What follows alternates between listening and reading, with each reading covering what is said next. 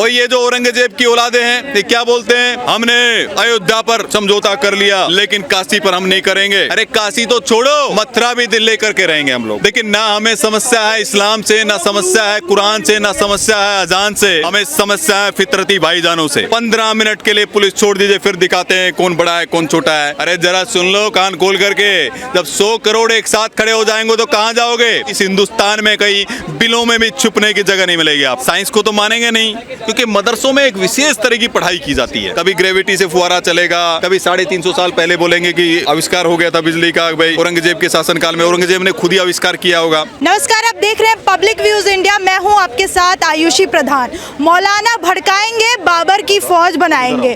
जी हाँ, मैं बात कर रही हूं ताकिर रजा खान की, जिनका एक बयान आया और उन्होंने मोदी सरकार को 1 हफ्ते का अल्टीमेटम दिया है कि ज्ञानवापी का फैसला जो ये चल रहा है विवाद, उसको जल्द से जल्द खत्म किया जाए, वरना जेल भरो आंदोलन होगा देश में। आपको बता दें कि कोर्ट ने अभी तक फैसला सुरक्षित रखा है, यानी ज्ञानवापी किसकी है अभी ये फैसला आया नहीं है। तो इसी सब मुद्दे पे आज बात करने के लिए हमारे साथ जुड़े हुए हैं मनोज यादव जी, जो कि पॉलिटिकल एनालिस्ट हैं। सर से बात करेंगे। सर, ये कैसी फौज बनाने की तैयारी चल रही है और जेल भरो आंदोलन शुरू किया जाएगा, 1 हफ्ते का समय दिया गया है मोदी सरकार को। ये जिहाद किसके खिलाफ छेड़ना चाहते हैं? क्या सर्वोच्च न्यायालय के खिलाफ छेड़ना चाहते हैं? क्या हाई कोर्ट के खिलाफ छेड़ना चाहते हैं? क्या नरेंद्र मोदी जी ने फरमान सुनाया है? क्या मोदी जी के किसी योगी जी ने फरमान सुनाया है क्या? अरे सर्वोच्च न्यायालय का फैसला है, हाई कोर्ट का फैसला है कि जाइए लोअर कोर्ट के पास में। लोअर कोर्ट ने वीडियोग्राफी कराया है, लोअर कोर्ट ने वहां पर टीम को भेजा, कमिश्नर नियुक्त किया। तो ये किसने किया है? ये नफरती फरमान कौन देने का काम कर रहा है? नफरत फैलाने का कौन काम कर रहा है? नफरत फैलाने का काम इस देश के अंदर, इस हिंदुस्तान में एक इस तरह की गैंग है जो नफरती गैंग है, टुकड़े टुकड़े गैंग है, जो चाहते नहीं है हिंदुस्तान सुपर पावर बने, चाहते नहीं कि भारत बहुत तेजी से आगे बढ़े, भारत की उन्नति हो, प्रगति हो। तो निश्चित रूप से आपको दिखाई दे रहा होगा नफरती गैंग कौन है। नफरती गैंग वो लोग हैं जो मुल्ला और कठमुल्ला है, जिनके प्रेरणा स्रोत औरंगजेब है, जिनके प्रेरणा स्रोत बाबर है। तो नफरत फैलाने का कौन प्रयास कर रहा है, मैं उनको बता देता हूं, कान खोल करके सुन लो। हिंदुस्तान संविधान से चलता है, हिंदुस्तान न्यायपालिका से चलता है, सरिया कानून से नहीं चलता है। ताकिर रजा खान का कुछ दिन पहले एक और बयान आया था अजान को लेके।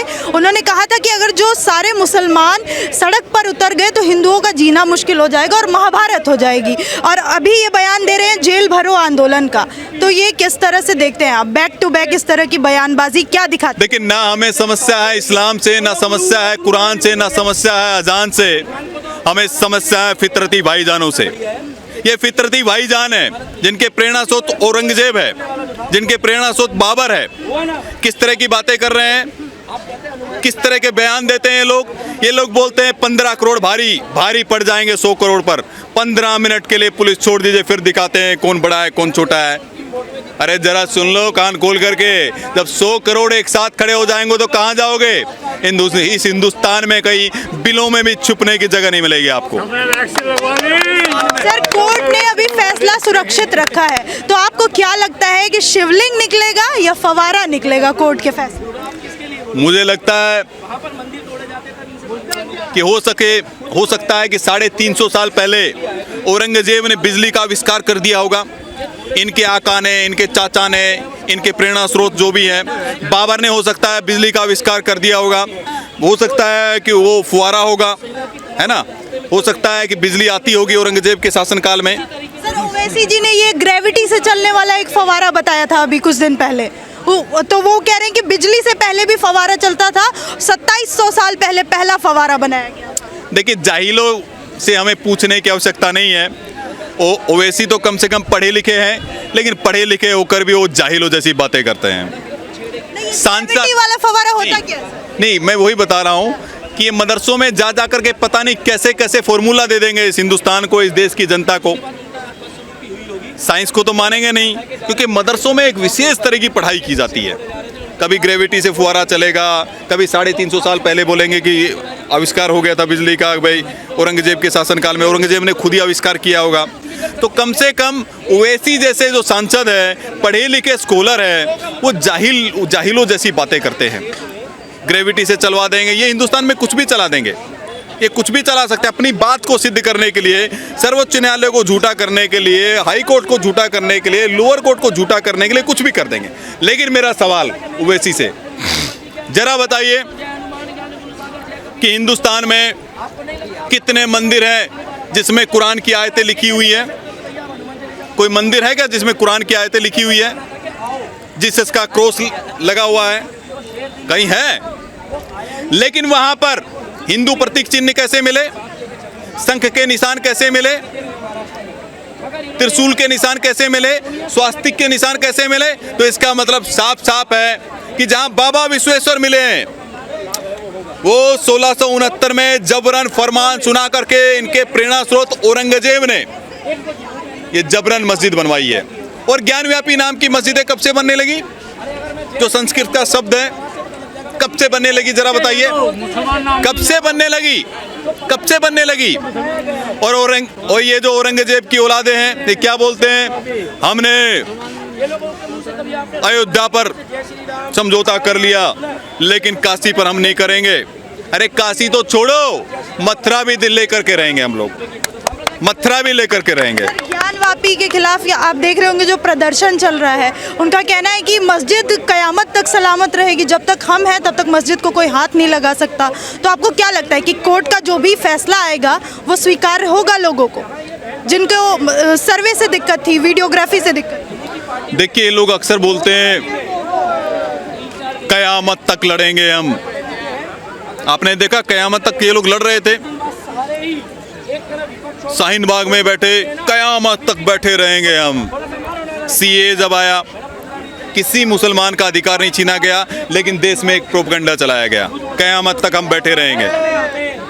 षड्यंत्र चलाया गया नरेंद्र मोदी जी को छवि खराब करने के लिए, भारत की छवि खराब करने के लिए।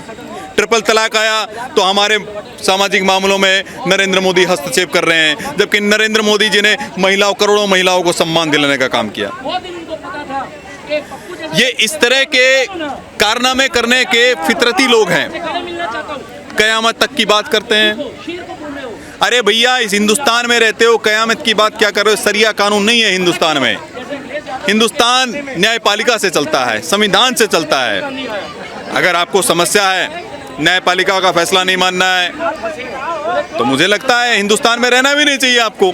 जहाँ पर सरिया कानून लागू है, अफगानिस्तान, पाकिस्तान में आप जाइए, वहाँ पर तालिबानी शासन है, वहाँ पर तो आपको तालिबान पसंद है तो वहाँ जाइए।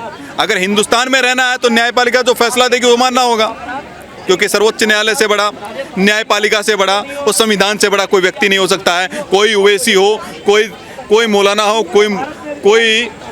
कोई मौलाना हो, कोई कठमुल्ला हो, मुल्ला हो, कोई उससे बड़ा नहीं हो सकता है। सर, सोशल मीडिया पे जो बहस चल रही है आजकल, पहले बाबरी मस्जिद, फिर ज्ञानवापी मस्जिद, फिर जामा मस्जिद का भी जिक्र हो रहा है, कुतुब मीनार का भी जिक्र हो रहा है, और कहा जा रहा है कि बीजेपी इतिहास मिटाकर इतिहास बनाने की कोशिश कर रही है। इतिहास मिटाने का काम किसने किया? इतिहास के साथ छेड़छाड़ करने का काम किसने किया? इतिहास में भ्रम फैलाने का काम किसने किया? इतिहास के बड़े बड़े तथ्यों को छुपाने का काम किसने किया? इन कम्युनिस्टों ने किया, इन साम्यवादियों ने किया, कांग्रेस पार्टी के संरक्षण में। जो सूरवीर महाराणा प्रताप मुगलों से लड़ा, जिन्होंने घास की रोटियां खाई लेकिन झुके नहीं कभी, उन महाराणा प्रताप को क्या कहा? एक खानाबदोश व्यक्ति कहा। जो शिवाजी महाराज, जिन्होंने हिंदू पदपातशाही की स्थापना की, मुगलों से दो हाथ किया, उन शिवाजी महाराज के साथ उनको क्या कहा? पहाड़ी चूहा कहा।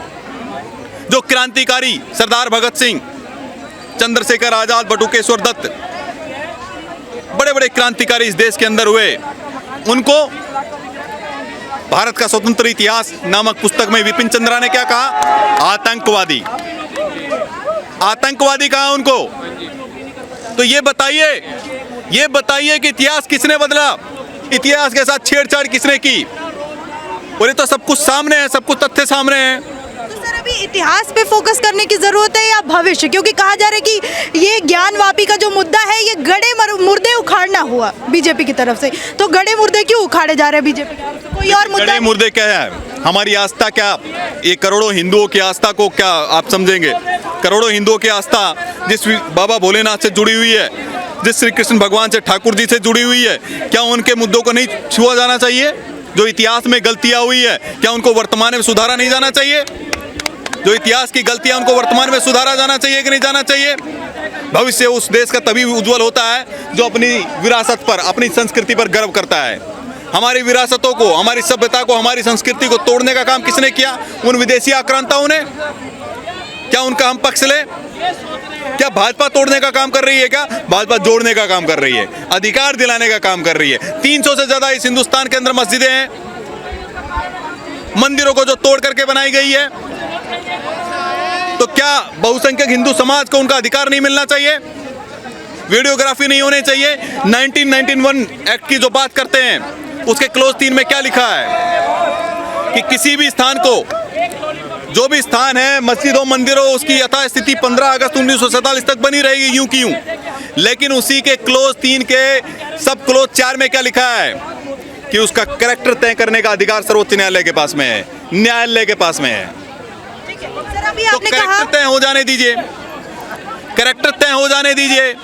जब पता लग जाएगा कि मंदिर है कि मस्जिद है, तो उसके बाद न्यायालय फैसला दे देगा मंदिर किसको दिया जाएगा, मस्जिद किसको दी जाएगी। सर अभी आपने कहा कि बहुसंख्यकों को उनका अधिकार देने का काम कर रही है सरकार, तो क्या लगता है आपको कि इस कदम से कहीं ना कहीं अल्पसंख्यकों का जो अधिकार है उसको छीना जा रहा है, उन्हें दबाया जा रहा है, गलत हो रहा है उनके साथ? देखिए, सबसे पहले तो मैं स्पष्ट कर दूं कि सरकार देने का काम नहीं कर रही है, न्यायालय अधिकार देने का काम कर रहा है, न्यायपालिका अधिकार देने का काम कर रही है।